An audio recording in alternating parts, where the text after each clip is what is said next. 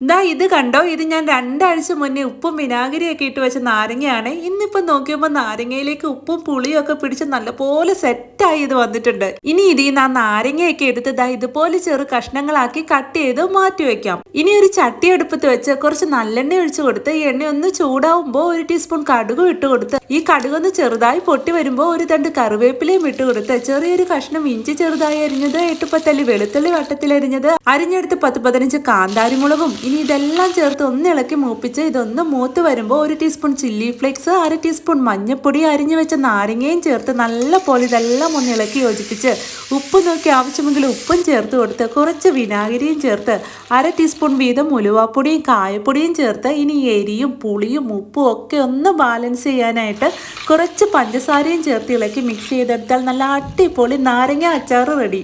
ഒരുപാട് പൊടികളുടെ ഒന്നും കുത്തലില്ലാത്ത നല്ലൊരു അടിപൊളി അച്ചാറാണ്. അപ്പൊ എങ്ങനെ ഇനി നാരങ്ങ മേടിക്കുമ്പോൾ അതിൽ നിന്ന് കുറച്ചെടുത്ത് ഇങ്ങനെയൊക്കെ ഒന്ന് ഉണ്ടാക്കി നോക്കില്ലേ? അപ്പൊ ഇതേപോലെയുള്ള ഈസി ആൻഡ് ടേസ്റ്റി റെസിപ്പീസിനെ പേജ് ഒന്ന് ഫോളോ ചെയ്യാനും ലൈക്ക് ചെയ്യാനും മറക്കല്ലേ. അപ്പോൾ ഓക്കെ, ബൈ.